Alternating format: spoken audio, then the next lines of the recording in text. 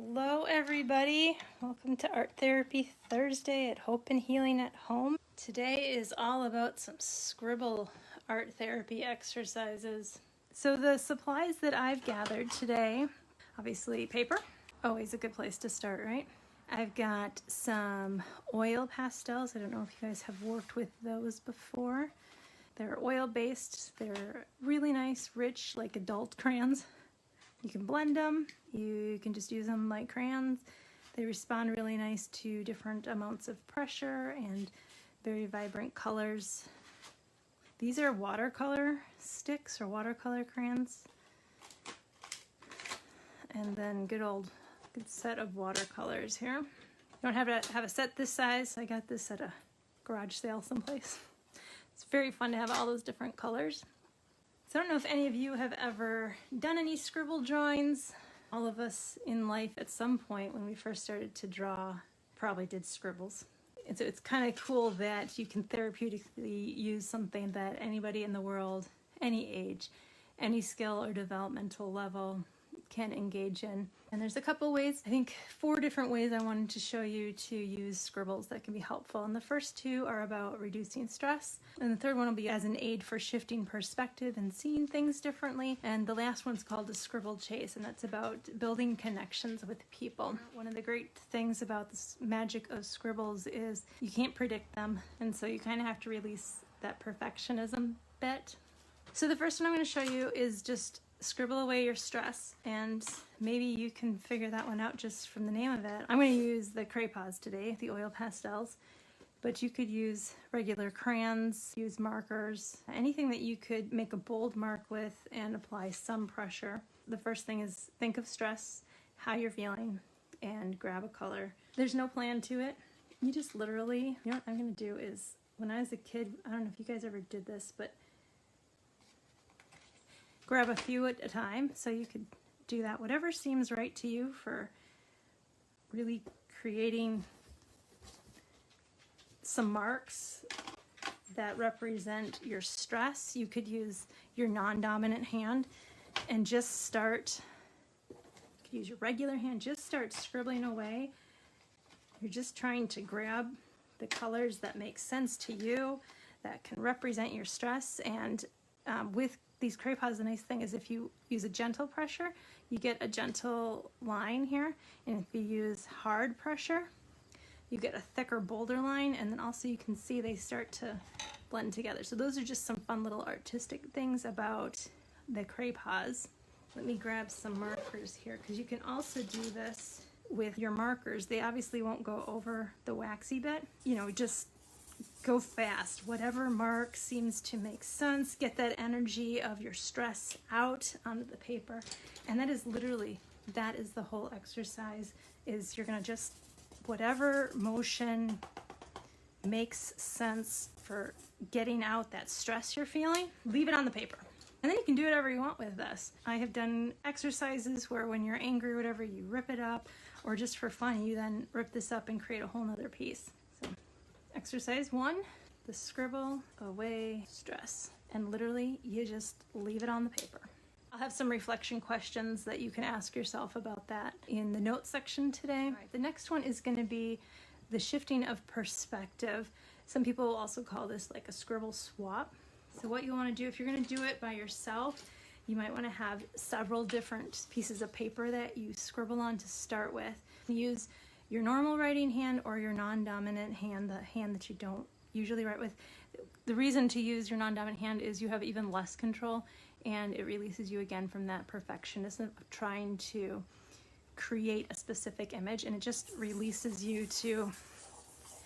So you want to do a scribble with some bigger marks that fills the page. So when I say fill the page, I don't mean cover the whole page. I just mean like get the scribbles to, you know, use the whole sheet, edge to edge, use that up so that your marks can be bigger if you want. So if you were doing this with another person or a group of people, you're just going to take your scribble that you just made and swap it with somebody else. If you do this by yourself, maybe you want to do a few of these, flip them over so you can't see which one is which. You're going to shuffle them up like cards and then randomly pick one so you don't know which scribble you're going to end up with. Then you're going to take your scribble or the other person's scribble and start turning the page around and go, what could I do with that? What images do I see? There's a couple things. Well, this one, in this direction, I see like a fish or like a jellyfish. I could add tentacles. You could even turn it on the diagonal. You don't have to have it at one of the, you don't have to have it horizontal or vertical. I feel like I see some kind of a shape like an animal. Maybe I'll just do that. Okay, so I'm going to take the crayons and feel like this is the back. So I'm just going to use these crayons to create some embellishments. Yeah, I feel like I see an elephant in here walking towards me. And you can embellish by adding some lines or just using the lines that are here. Not going for realism, just going for the basic, trying to get the image out that we saw. It is not a very amazing elephant, but it kind of speaks to me. It reminds me of an elephant. You could then grab other materials, like maybe you want to grab colored pencils and make some different colors. Again, you can use the crayons. You can blend them together by overlapping them. And fill in your elephant. Maybe you'll try it with the white first on this side and see what it feels like with the black. And this is just letting let your imagination go and see what image you can find in your scribble. And technically, if this is the scribble swap that you just did, you're looking for an image in somebody else's scribble, aren't you?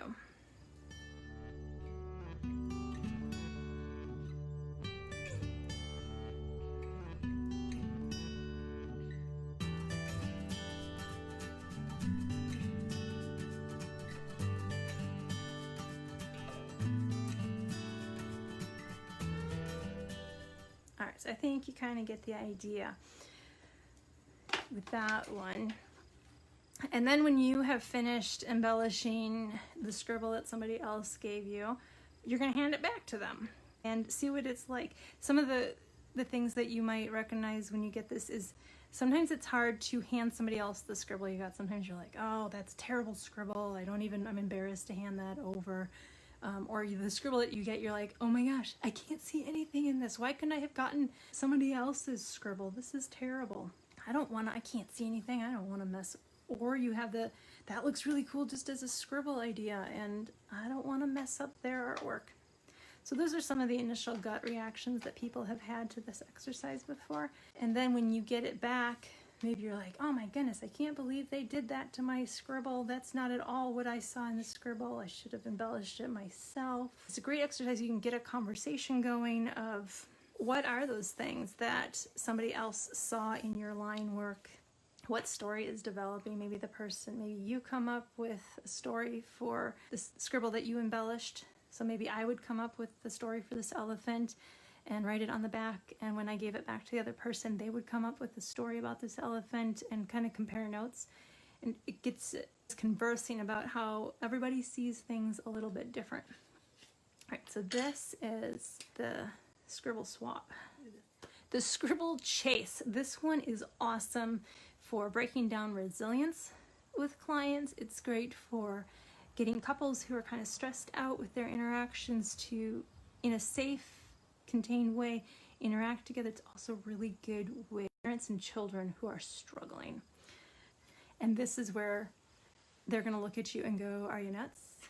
I am not sitting that close to somebody. I am not sharing a piece of paper with them, but you tell them, just, go with it. Give it a chance, see what happens. I typically ask them to, grab each one of them, grab their favorite color. And obviously I don't have somebody else here with me right now, although I'm sure the dogs would love to chew up the paper or the markers that I'm using. but that wouldn't be helpful for our demonstration. All right, so I'm just going to use these two colors, and I'm going to pretend that two different people are holding them. If it's a parent and child, I typically have the child be the leader first. Otherwise, you can flip a coin. You're both going to get turns to be the leader. So maybe somebody wants to volunteer to be the follower to start with. I'm going to start with this color being the leader and this color being the follower. So pretend it's two different people, and you're going to draw at the same time. And this is where you get some real big eye rolls from people. So it's like follow the leader, just like outside if you're going to play a game of follow the leader in the park or something. One person does something and the other one tries to follow them and mimic what they're doing. So you put your pens down and you're going to try to follow whatever they do. All right? You can do some big movements, you're going to go some fast movements, you're going to do some slow movements, some teeny tiny little moments. And then you're going to swap. This person's now going to be the leader, and this one is the follower.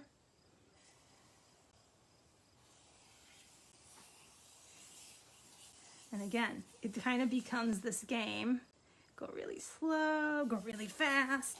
You can kind of see where that could go with two different people eventually. You can't help, they might start with trying to like follow each other across the paper, but eventually hands are going to bump, arms are going to crisscross, they're going to get all confused, and laughter is going to start to erupt a little bit, and it breaks that tension.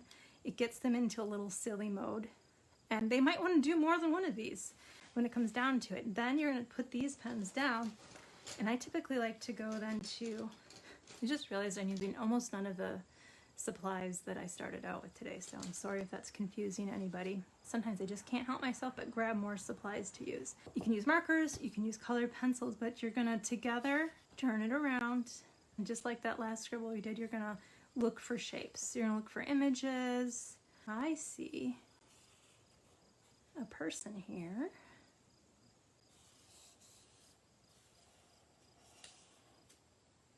You know what? I feel like they're carrying this big thing. Here's their hands, and they're carrying some kind of something. Maybe there's a strap there over their shoulder. So the other person also gets to identify at least one thing. I see this on this angle.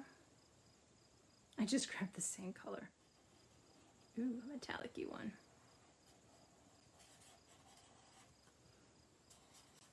I see a jellyfish over here. So together you're gonna, again, at least create one image per person and embellish it so that you can see that image more clearly. You might find that you both find totally different images, and you might find that you both discover the same image, and then you have a little bit of a dilemma, don't you? Because then you have to decide, well, we both saw the jellyfish. Well, who gets to embellish it? So that can be a conversation piece. Who gets to make the decisions on what color things are?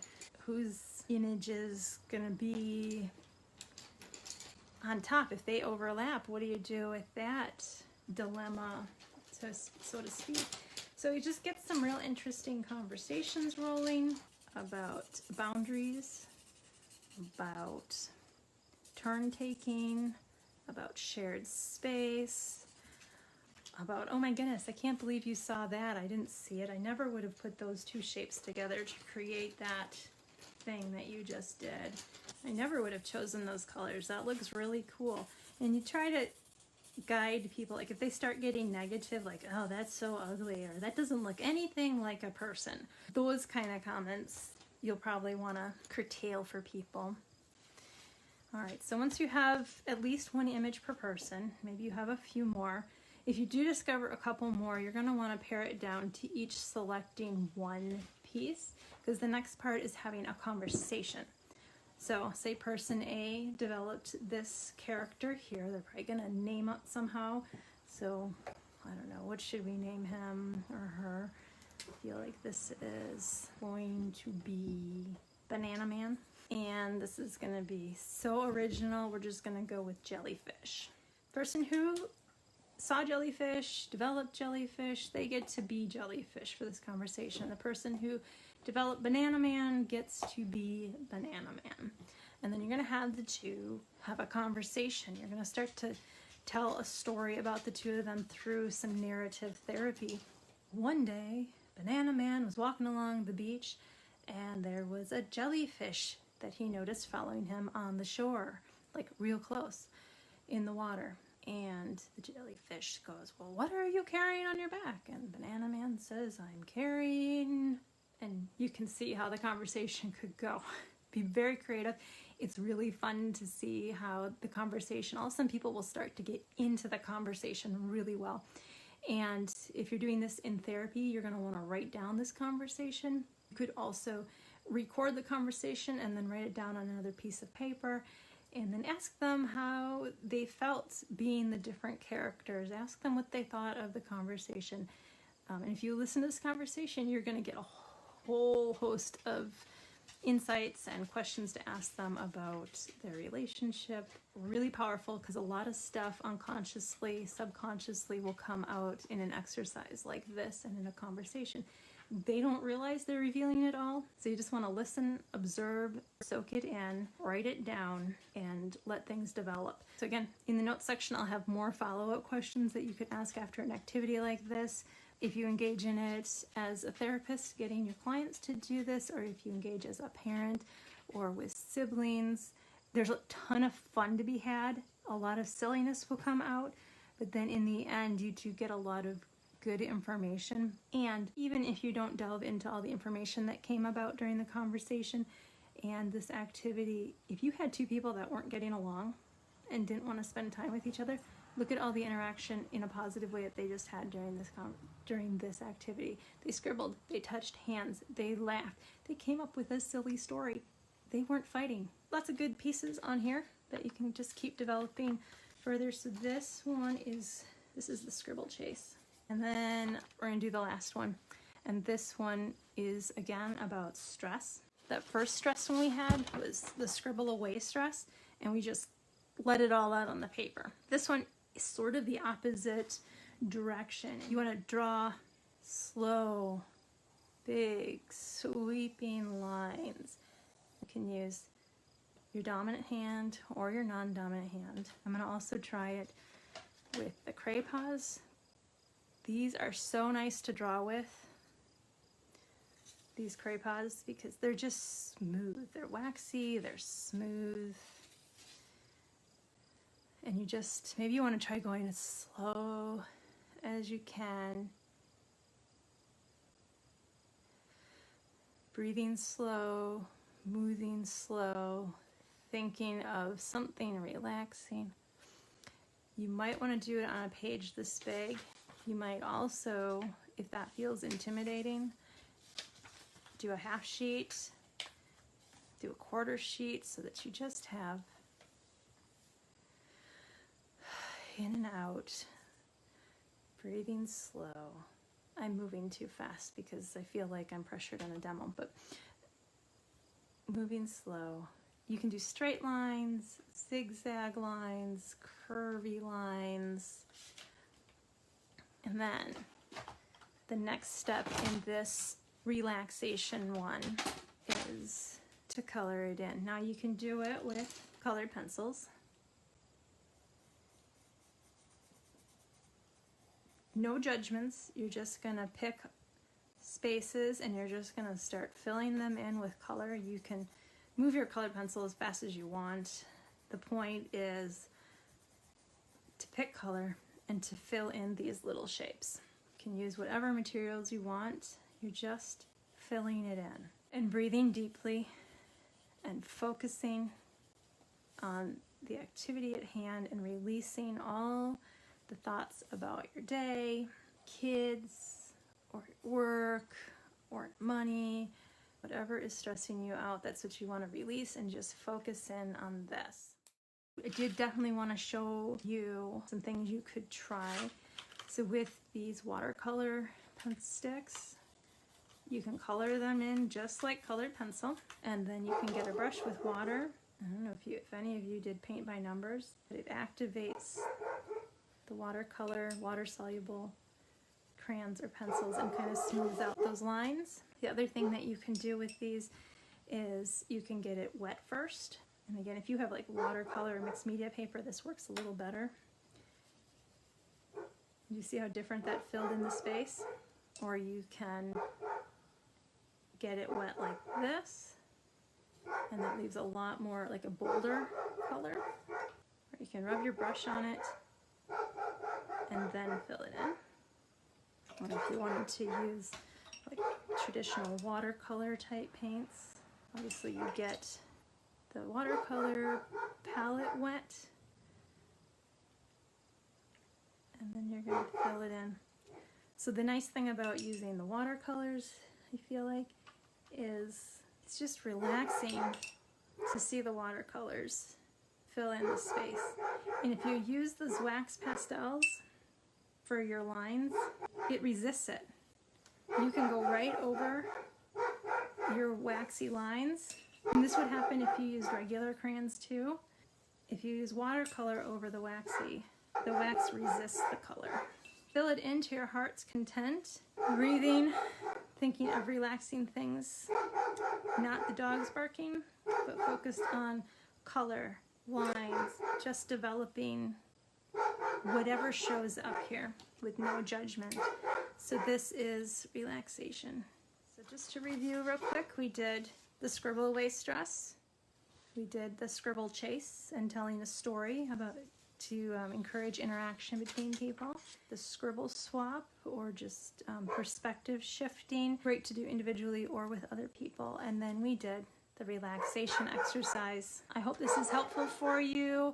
I hope you give some of these a try and let us know. Post a picture, post a question, post a comment about today's activities. Have a good weekend, and thanks again for joining us on Art Therapy Thursday on Hope and Healing at Home. Take care.